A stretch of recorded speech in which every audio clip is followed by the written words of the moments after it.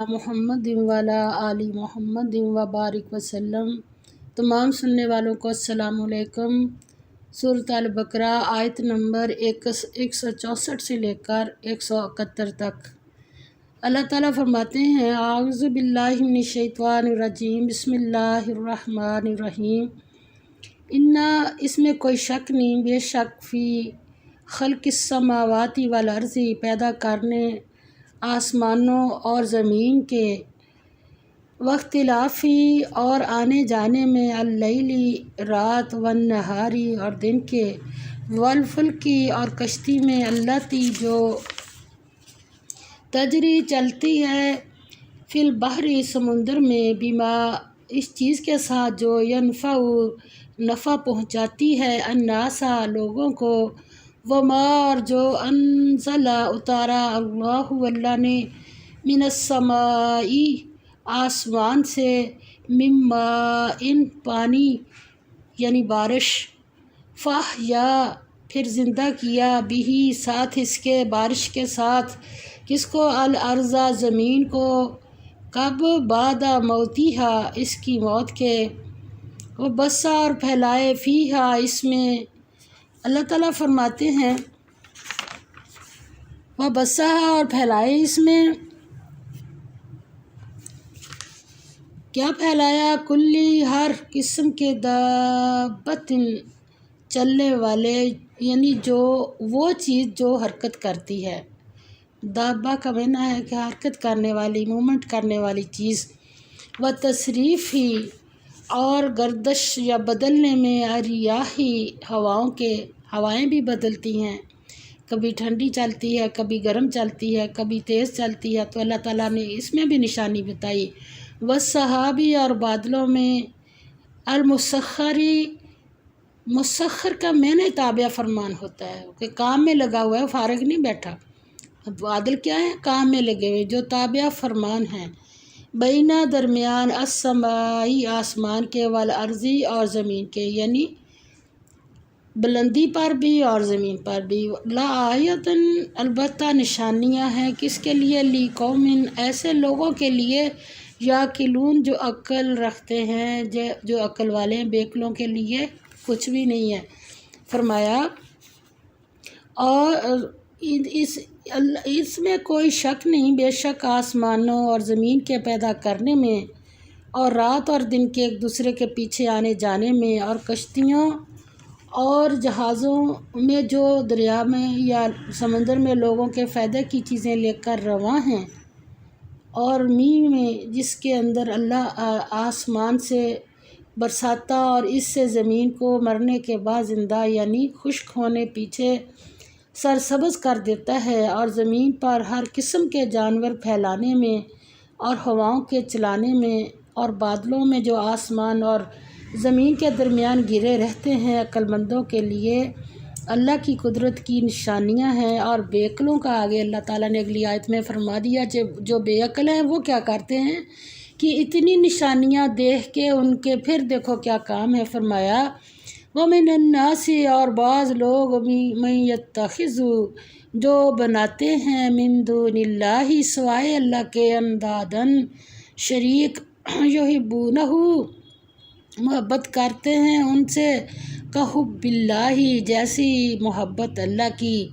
تو کیا ہے پھر، والذین یہ وہ لوگ ہیں، آمنوا ایمان لائے ہیں، اشد بہت زیادہ ہیں، حبا للہ محبت میں اللہ کی، ولو یری اور کاش دیکھیں، الذین وہ لوگ جنہوں نے، ظلموا ظلم کیا، اذ جب، یرون دیکھیں گے، العذاب عذاب، ان کے، القوت قوت، للہ اللہ ہی کے لیے ہے، جمیعاً سب کی سب، وان اللہ اور یہ کہ اللہ، شدید العذاب سخت ہے عذاب دینے میں۔ فرمایا اور بعض لوگ ایسے ہیں جو غیر اللہ کو اللہ کا شریک بناتے اور ان سے اللہ کی سی محبت کرتے ہیں، لیکن جو ایمان والے ہیں وہ تو اللہ ہی کے سب سے زیادہ دوستدار ہیں۔ اور اے کاش ظالم لوگ جو بات عذاب کے وقت دیکھیں گے، اب دیکھ لیتے کہ سب طرح کی طاقت اللہ ہی کو ہے، اور یہ کہ اللہ سخت عذاب دینے والا ہے۔ اللہ پر ایمان اور اس کی محبت لازم ملزوم ہیں۔ جو لوگ اللہ کے سوا کسی دوسری ہستی کو ویسی ہی چاہت سے ماننا شروع کر دیں جس طرح اللہ سے محبت کرنا لازمی ہے، تو یہ اللہ کے ساتھ دوسروں کو ہم پلہ بنانا ہے اور وہ شرک میں مبتلا ہو گئے، گویا توحید الہی کا اعتقاد درہم برہم ہو گیا۔ حقائق ہستی اور اشیاء عالم کی تحقیقات کا تقاضا یہ ہونا چاہیے تھا کہ جب اتنی باتیں بتائیں اللہ نے کہ انسان اللہ کی محبت میں ترقی کرے، صحیح دنیوی زندگی کا اس وقت حاصل ہو سکتا ہے فائدہ، صحیح دنیوی زندگی کا فائدہ اسی وقت حاصل ہو سکتا ہے جب کہ انسان مومن اور سب سے زیادہ اللہ سے محبت رکھنے، سب سے زیادہ دو چیزیں، اللہ کی محبت مومن کو سب سے زیادہ ہوگی اور دوسری چیز اللہ پر اعتقاد، جبکہ انسان مومن اور سب سے زیادہ اللہ سے محبت رکھنے والا۔ مومن کا کیا معنی ہوتا ہے؟ ماننے والا۔ آپ صلی اللہ علیہ وسلم کی حدیث پاک کا مفہوم ہے، آپ صلی اللہ علیہ وسلم نے فرمایا مومن کے تو خوب مزے ہیں، یہ ہر حال میں اپنی جنت کما لیتا ہے، جب اس پر پریشانی آتی ہے تو صبر کرتا ہے اور جب خوشی ملتی ہے تو شکر کرتا ہے اور اپنے رب کو راضی کر لیتا ہے اور اپنی جنت کما لیتا ہے۔ آگے اللہ تعالیٰ فرماتے ہیں جو لوگ اس نعمت سے محروم ہوں گے اور مادی وسائل کو سب کچھ سمجھ کر ان پر قابض ہوں گے، لازمی ہے کہ وہ خلق خدا پر ظلم کریں گے۔ اللہ نے فرمایا اصل طاقت ایسے لوگوں کے پاس نہیں، اللہ سب سے زیادہ طاقتور ہے۔ اور آگے فرمایا اذ تبرّا، اس وقت بیزار ہوں گے الذین، وہ لوگ جن کی اتبعوا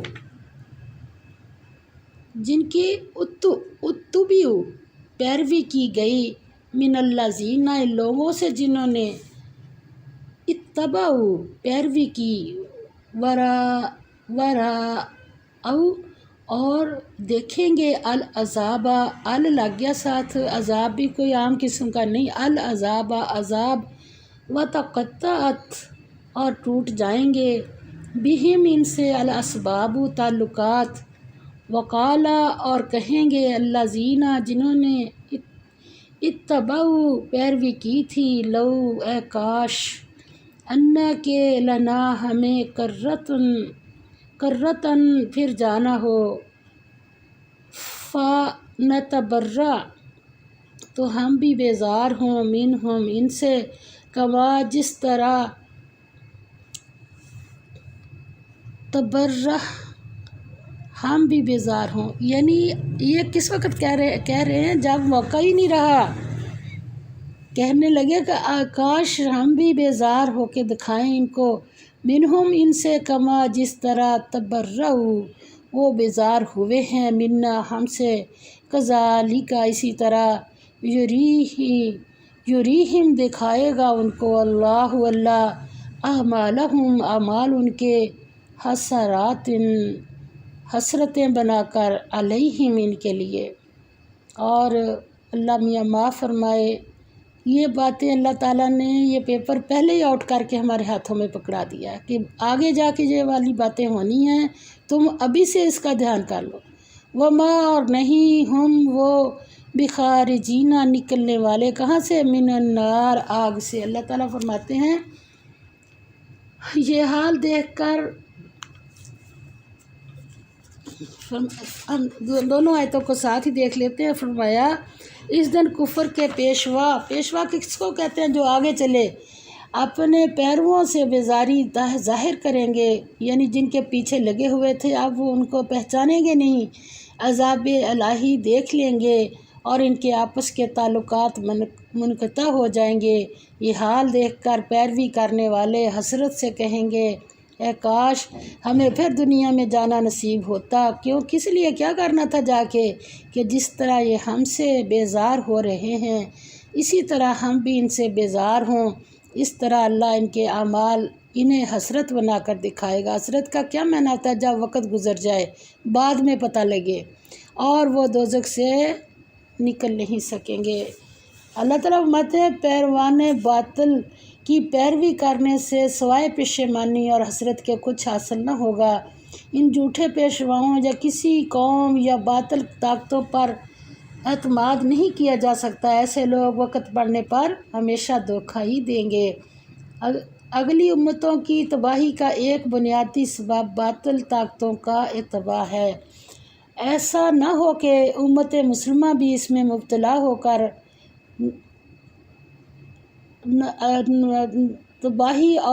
تباہی کا شکار ہو جائے، کیونکہ کسی کی اندھی تقلید ہی عذاب الہی کا پیش خیمہ ہے۔ اندھے مقلد قیامت کے روز آگ سے نکل سکیں گے؟ کیا فرمایا؟ وَمَا هُمْ بِخَارِجِينَ، کہاں سے نہیں نکل سکیں گے؟ مِنَ النَّارِ، آگ سے۔